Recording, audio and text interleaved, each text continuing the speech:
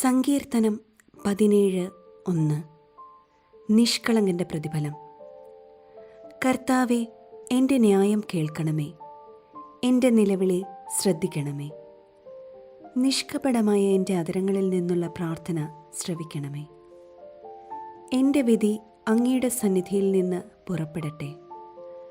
അങ്ങയുടെ കണ്ണ് ന്യായം കാണുമാറാകട്ടെ.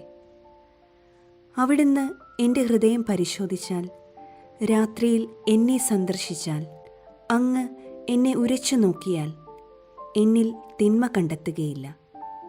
എൻ്റെ അധരങ്ങൾ പ്രമാണം ലംഘിക്കുകയില്ല.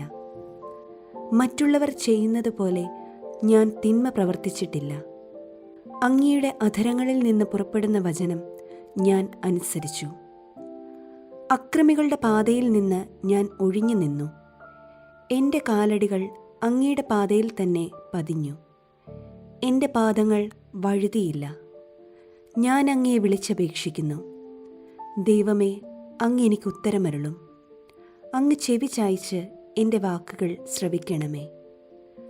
തൻ്റെ വലത് കൈയിൽ അഭയം തേടുന്നവരെ ശത്രുക്കളിൽ നിന്ന് കാത്തുകൊള്ളുന്ന രക്ഷക, അങ്ങയുടെ കാരുണ്യം വിസ്മയകരമായി പ്രദർശിപ്പിക്കണമേ. കണ്ണിൻ്റെ കൃഷ്ണമണി പോലെ എന്നെ കാത്തുകൊള്ളണമേ.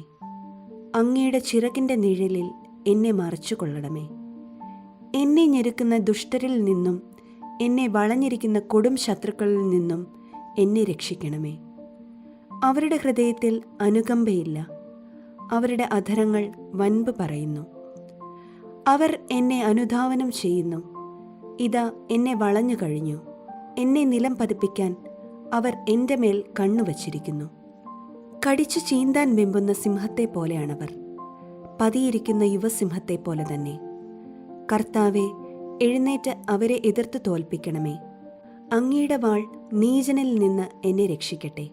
ഇഹലോക ജീവിതം മാത്രം ഓഹരിയായി കരുതുന്ന മർത്യരിൽ നിന്ന് അങ്ങയുടെ കരം എന്നെ രക്ഷിക്കട്ടെ. അങ്ങ് അവർക്ക് വേണ്ടി ഒരുക്കിയിരിക്കുന്നവ കൊണ്ട് അവരുടെ വയർ നിറയട്ടെ. അവരുടെ സന്തതികൾക്കും സമൃദ്ധമായി ലഭിക്കട്ടെ. മിച്ചമുള്ളത് അവരുടെ പേരക്കിടാങ്ങൾക്ക് വേണ്ടി നീക്കിവെക്കട്ടെ. നീതി നിമിത്തം ഞാൻ അങ്ങയുടെ മുഖം ദർശിക്കും. ഉണരുമ്പോൾ ഞാൻ അങ്ങയുടെ രൂപം കണ്ട് തൃപ്തിയടയും.